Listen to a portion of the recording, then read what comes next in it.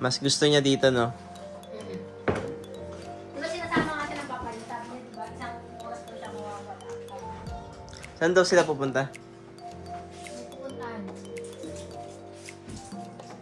Pagpapipiliin si Matis, Pilipinas, so ano? Ako kung sa'yo nakita na ng Pilipinas, sabi niya sa Pilipinas na siya. Oo. Hindi na siya babalik. Mamamasura kami, guys. For today's videos, mga ka-jep-jep. Lakad. Lakad para sa basura. Kuha ng mga sana. Ang starting lineup, silang tatlo.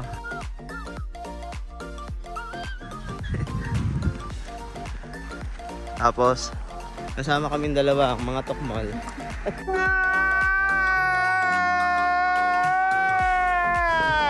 Ayan guys, mga basurero na kami dito.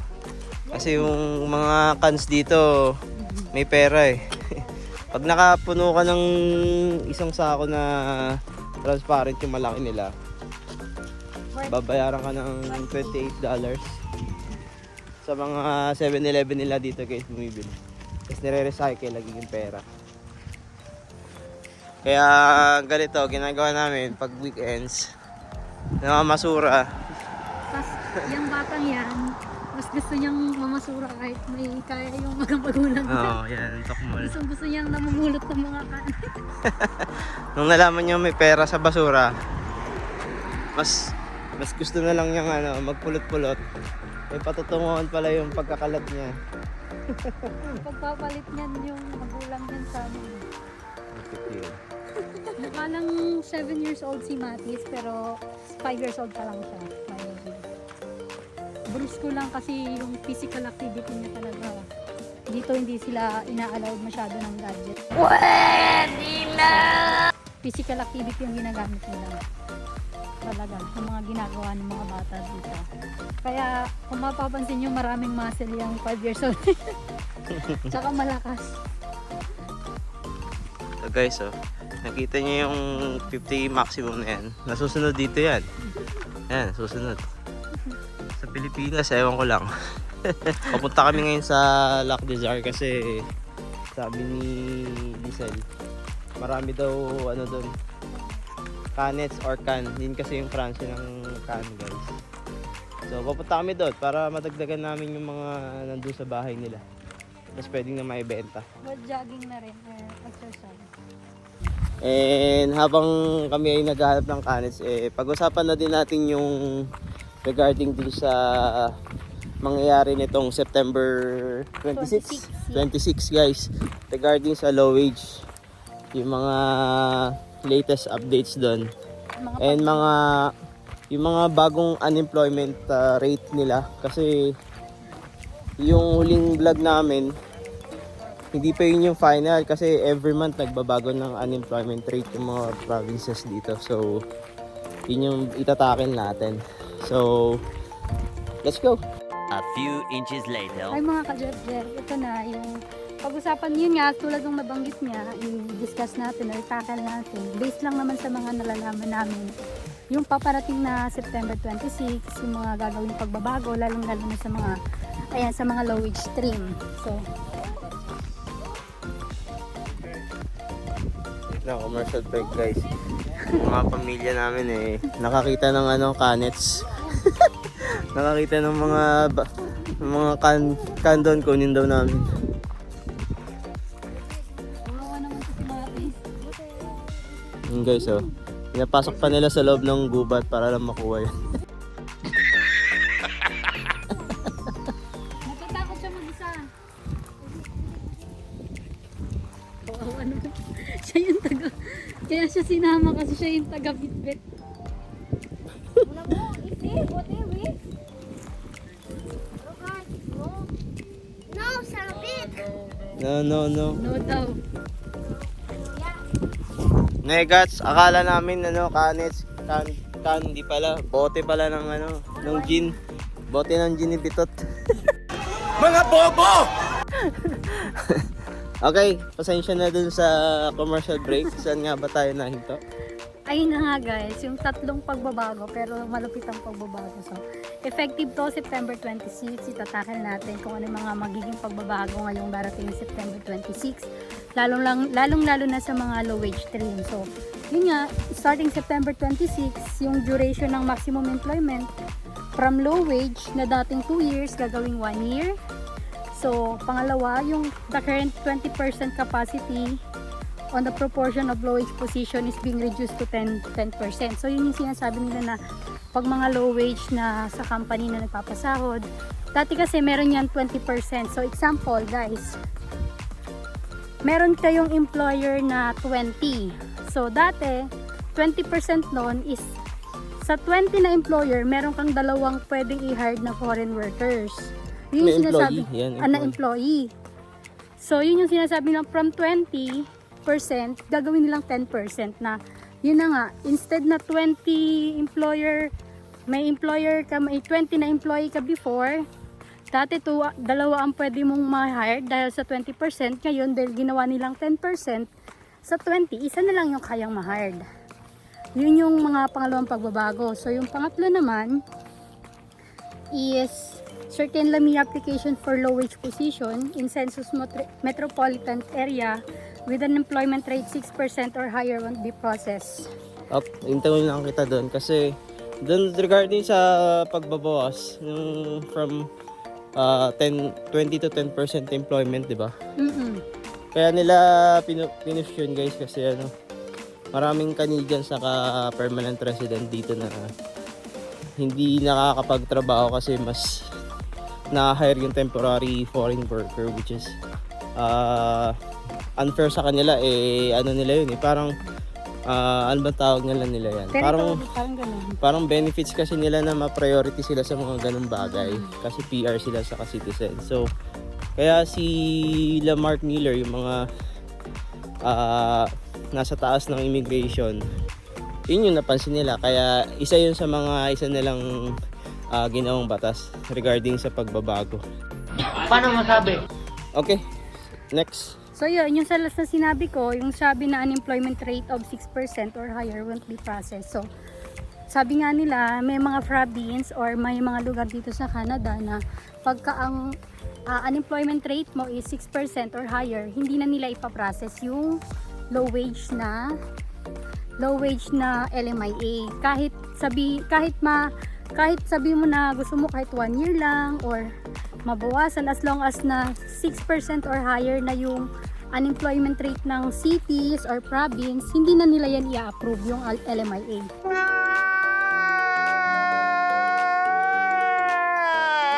So ngayon, itakil natin yung mga gustong magbalak ng trabaho dito sa Canada. Saan pa ba pwedeng mag-apply kahit low wage ka? At saka ano pa ba yung mga area na hindi ka na pwedeng mag-apply? Guys, kasi kailangan alam nyo yun. Kasi para alam nyo kung tutuloy pa rin ba kayo dito. Kasi baka mag-waste na kayo ng pera saka oras. So, sa pamamagitan na itong sasabihin namin, malalaman nyo kung included ba kayo or hindi dun sa mahuhod yung LMIA for temporary. Huwag kayo iiyak. So, ito as of September 8 to October 12, 2024, ito yung mga unemployment rates na pwede ka pang mag-apply or hindi na pwedeng applyan dahil hindi na nila ipaprocess. So, first province is yung Newfoundland and Labrador. So, ayan, dyan sa Newfoundland and Labrador, hindi na sila magpa-process muna ng LMIA, lalo-lalo na sa mga low wage kasi ang unemployment rate nila is sa Newfoundland, Labrador is 12.3, sa St. John naman is 7%. So, yan, hindi na sila muna mag-accept dyan ng mga employer na mga low wage. So, pangalawa naman, sa Prince Edward Island, yung dalawang province dyan na Charlottetown tsaka Prince Edward Island ay hindi na rin sila mag-accept dahil ang kanilang unemployment rate is 9.1 and 7.3. So, dito naman tayo sa Nova Scotia. Yung tatlong yan is Eastern Nova Scotia at saka Western, hindi na sila tatanggap dahil 10.5 and 7.1 yung unemployment. Pero sa Halifax, pwede pa kayong mag-apply since ang unemployment rate niya ay 5.6. As long as na hindi umaabot ng 6%, pwede pa po kayo mag-apply. Pero ayun nga, maapektuhan kayo ng from 2 years to maging 1 year na lang. Oo guys, yun. And then, okay mag-alala guys, ipopost namin yung link sa description ng video na to para makita nyo ulit. Kasi from every month kasi nag-update. So baka this November, meron na naman silang update. Surely yun. November, kasi September, October yung ano ngayon. So November. Okay. Kaya hintayin nila na bago talaga gumo, check muna nila yung ano na yun, yung link na ilalagay namin guys, para tingnan nyo kung 6% pataas na ba kayo or hindi. Nice. Para alam nyo. Okay, we'll see. So, ang senad naman nating province is New Brunswick. May 3 province dyan, Fredericton, Madawaska at saka Restigouche. Hindi na sila mag-approve dahil from ang kanilang unemployment rate is 6.9 to 9.3. So next natin yung Quebec, which is yung Quebec is sobrang daming province. So ang lahat ng babagkitin ko muna is yung mga hindi mo na pwedeng applyan. Katulad ng Gaspes, Madeline, Trois-Rivières, at saka yung Montreal, lalong-lalo na yung Montreal. Saka ngayon, nagtaas yung Northwestern Quebec. Yan yung mga hindi na magpa-process ng LMIA dahil 6% up sila. Pero sa mga nasa Quebec na gustong mag-apply dito sa may Quebec City, lalong-lalo na sa South Central Quebec, sa Sherbrooke, sa Montérégie, tsaka sa Central Quebec and sa may Chicoutimi, Jonquia, yan yung mga pwede nyo pang applyan dahil yung parang unemployment rate nila is sobrang baba, parang 4% pababa. Anong range nila? 4% pababa. Yes, So 4 pwede to 2. pa? Oo, Okay. yan yung mga pwede pa. So, dito naman tayo sa may Ontario, guys.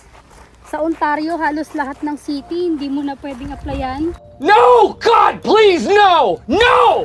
Katulad ng Ottawa, Eastern Ontario, Kingston, tsaka Oshawa. At tsaka, ano pa? Wait lang, Oshawa. At saka Toronto, Hamilton, St. Catharines, London, tsaka Windsor, Kitchener, Huron, South Central Ontario, tsaka yung Northern Ontario. Yan yung mga hindi mo na pwedeng applyan na Yung mga Luzon guys, London, sorry. Gago! Saan ba yung London? Saan part yan?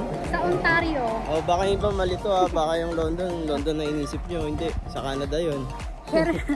Pero yung mga nasa Ontario na nandito sa Thunder Bay, sa may Sudbury, sa may Central Ontario, sa may Niagara, at saka Central Ontario din, meron dito ulit. Ayun, pwede ka pang mag-apply sa lahat ng mga gusto, mga visitors or di kaya mga nasa Pilipinas na gusto pong mag-apply ng minimum or low wage, pwede pa yung applyan. Nabanggit niya guys, yung visitor guys. Kailangan yung lamiya nyo, makuha nyo muna ha. Huwag kayo iiyak. Sure nyo na makukuha nyo kung magde-decide kayong uuwi. Kasi mas mahirap pagka nasa labas kayo tapos naghihintay kayo lamiya. Pwede kayong palitan ng employer kasi syempre nandun na kayo sa labas. Mas maganda hawak nyo yung lamiya para may dalawang option kayo, is either mag-flag pooling kayo or lalabas kayo ng Canada, uwi sa Pinas, doon yung process yung work permit, okay? Oh my God! Wow! Yes. So, ito yung mga natitirang mga province. Sa Saskatchewan guys, may 4 na province doon.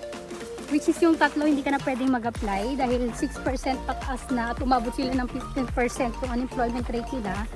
Ito yung mga lugar ng Regina, Southern Saskatchewan, tsaka Northern Saskatchewan. Yan yung mga hindi muna sila magpa-process ng mga LMIA.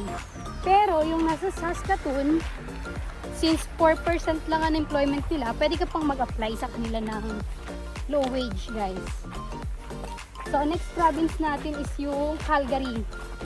Calgary guys, alam mo kasi maraming lumaland na mga Pinoy dyan sa Calgary. Pwede na! So, as of September to October 12, ang unemployment rate nila is umaabot ng 6.1 to 11.4. Sa lahat po ng mga provinces sa Calgary, ini-stop po muna nila lahat yun kasi lahat ang taas ng unemployment rate nila, guys. So yun, after na sa British Columbia, yan, sa British Columbia, guys, nung last month, ang bababa ng unemployment rate nila. Pero nung update na yun, halos lahat ng province doon is hindi mo na pwedeng applyan. Except sa may Victoria. Kasi ang unemployment nila is 3.7.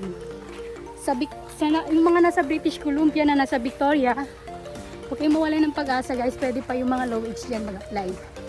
Pero yung nandun sa may Southern British Columbia, Abbotsford, Vancouver, Coastal British Columbia, tsaka Northern British Columbia, hindi na po muna sila magpa-process ng LAMIA, guys. So, ito na, yung last city or last province natin dito sa Quebec or Canada na pwede mong applyan. Dito, guys, medyo madami kasi ang baba ng mga unemployment rate nila, katulad ng Whitehorse, sa Yukon, sa Yellowknife, at saka sa Iqaluit. Ilan mga percent yan?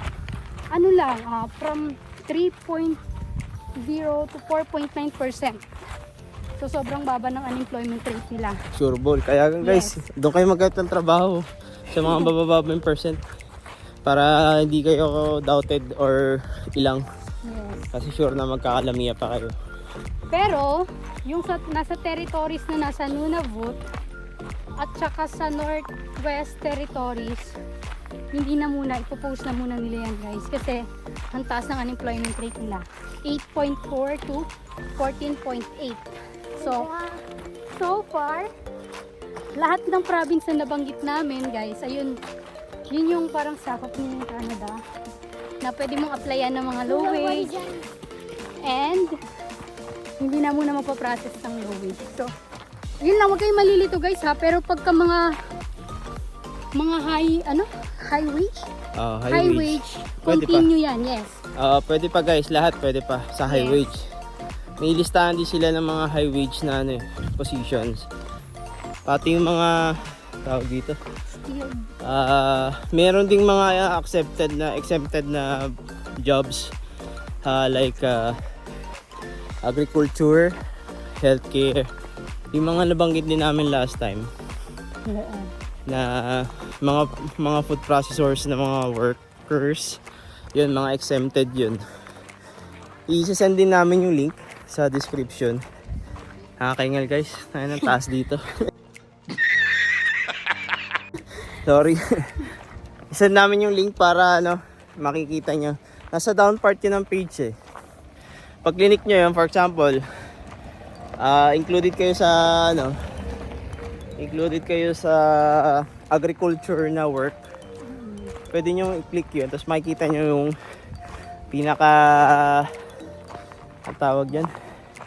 pinaka-specific na work na kasama dun sa agriculture jobs na exempted sa mga LAMIA issue. Saka, guys, ihabol ko lang din. Marami kasing nagtatanong sa GC, nababasa ko sa Facebook na yung about sa caregiver or child care. Although hindi man siya, pero in-stop muna yung pag-hire. Kasi sobrang boom yung in-announce dati ni Christian Miller na yung mga child caregiver tsaka child care is parang maglaland PR. Mark Miller. Mark Miller, yung maglaland ng PR ang ma'am. Kaya parang sobrang pinost ba nila yun? Oo, yung binanggit nila yan, yung landed PR ka na pagka caregiver tsaka child care. So yun, parang na-overwhelm sila. Kung mapapansin nyo sa IRCC, naka-close po siya ngayon. Yung pathway na yun. So kung itatanong nyo kung pwede pa ba yun, I suggest na hintayin nyo munang mag-open doon, yung i-open ulit nila tsaka bago kayo mag-apply. Guys, feeling ko mabilis lang din yun kasi nangangailangan din sila talaga ng caregiver. Kasi marami ng mga matatandang Canadian dito na kailangan ng ng mga tutulong sa kanila. Kasi yung mga anak naman nila dito kadalasan wala na sa parte ng buhay nila nasa ibang lugar na hindi kagaya sa Pinas. Sama-sama pa rin Kahit may hapon kasama pa rin. So, yun lang guys. So far, yung mga nabanggit namin na starting September 26, effective na yon. So, be careful. Dapat bago kayo gumawa ng hakbang or bago kayo magdesisyon, pag-isipan nyo muna, mag-search kayo. Lalo-lalo na kasi pabago-bago yung puro announcement ng immigration sa Canada. Para sure lang kayo guys. Oo. Mahirap kasi yung marami kasing nai-scam din Yung mga peking consultant guys na puro sinasabi is pwede pa, oo, kaya pa yan. Pero nung nalaman na ganun, yamot, tapos ang nangyari pa ibinenta lahat ng mga ari-arian, ng pangit nun. Talagang sugal sila, tapos mali naman sila ng nasugalan. Talagang akala nila smooth yung magiging proseso. Hindi nila alam yung kausap nila scammer pala or wala lang. Gusto lang ng perahan sila.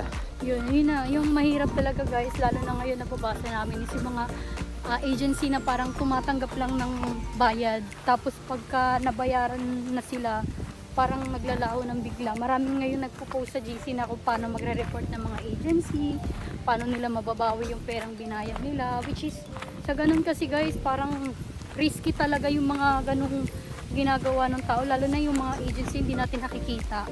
Oo. Anong agency yung Alma, ano ba yun? Legit, Alma Armada. Alma Armada, legit. Pero nitong mga nakarang araw may reported issue sila. Meron silang client na scam ng worth 280 ata yun sa peso natin. Nagpanggap na empleyado ng Alma, tapos pinapabayad para ma-line up daw sila doon sa position na supervisor. And dalawa lang daw sila yung trip ng employer, kaya pinipressure nung peking empleyado yung kliyente niya para nakapagbayad agad. Tapos nung nakapagbayad daw, wala na, goodbye. Kasi ngayon nanghingi ng tulong, pero feeling ko hindi na yun makukuha guys, kasi na yun lumipad na sa kabilang pitaka yun. Gago! Lesson learned lang talaga. Kapag ganun, lesson learned lang, hindi wala na kayong magagawa.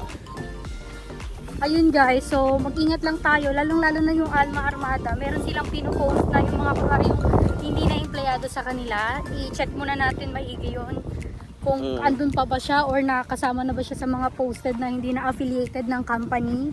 Kasi minsan yung mga nag-apply before, yun pa yung naabutan. Kaya parang tiwala sila. So make sure na double check natin bago tayo mag-transact ng payment sa kanila. Oo. Pag ganyan guys, kunwari nakita niyo yung agency, maraming likes, magandang views. Maganda mag-reach out pa rin kayo bago kayo communicate talaga. I-verify nyo kung yung kausap nyo ba is legit talaga or something. Affiliated pa nila. Oo. Mga ganung bagay kasi yung pera hindi yan basta-basta na pinaghihirapan. Lalo na yung mga kabayan natin na naloloko tapos hindi pala worth it. Sobrang nakakasad lang sa mga yung mga naloko na nakapagbayad na. Oo. So, nandito na kami sa Lac des Arts nga pala guys, sabi na kwentuhan. So far walang tao. Ayun mga tao ngayon Sorry guys sa namin kanina. Ayun, busy sila. Hiningal kami kasi pataas. Nakakaingal. Nangangalekta kami. Tapos dito guys, may CR. Ayun may CR nila Bakit ang Kada park dito guys may CR. Tapos yung CR nila, pakita ko sa inyo. Ayun yung loob. Ang bango pa. Oo, di ba? Naki-tissue pa, may inidoro, pambata, pang matanda. Yan yung mga katas ng nila tax nila Ayan. Busy sila. Nangolekta ng kanets. Ayan guys, namumulot Ayan kami. basurero na kami. Pumunta kami Canada para magngalakal na lang talaga. Shout out sa kainuman nyo ngayon, basurera na dito guys.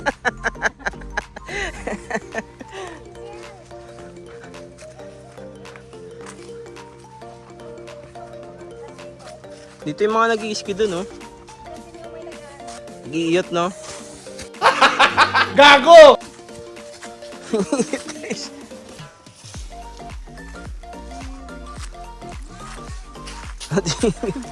Maraming tissue ba? Dito guys, may mga bakas ng ano, pinagrausan.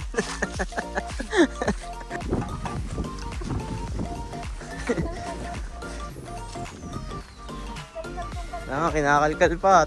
Tinitingnan mo pa tong basurang malaki na to ah. Meron ba? Wala eh. So guys, ang lalaki ng mga basura nila. Mga kolekta. Ilan na yung nakolektan mo? Ben, kunin mo din yung mga nakita namin na ano. May silang sa gilid. May ano dun yung mga iniwan namin. Tara, mangatok na lang tayo ng bahay. Ano? Gusto nyo? Mga bobo! Alin? Oh, yan oh. Samantalang yung nasa sa Pilipinas, pipipiliin mo pa. Kailangan? Pinipipi pa? Para bumigat. Oo. Ah. Dito, basta puno na, no? Dito guys, 10 piraso ng kanet is $1. So, katumbas nun sa peso is, depende sa palitan. Minsan, 42, 41, din yan. Oo, no. Kaya mo lang. Hinihinga na naman ako. Ma!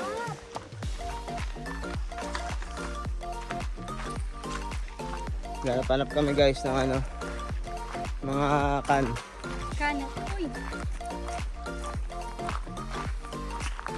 Oo, wala naman ito guys. Parang walang magulang. Nagbabasa. Sure? Dito kami na Yung kanina? sige. Sige. Dito kami Oh, Sige. kuya. Uy. Ako. Mati Salim. Nagugutom na yung ida. Pagising ba naman eh, alis rekta eh. Nakita mo bahay yung lata? Eh, basta may lata yan. Inalis na Oo. Wala kami makita guys, hindi pa kami expert. Ayun, may nakita sila. Wow! Whee! Kawawa yung asawa ni Bitot guys. No choice, naging basurero din.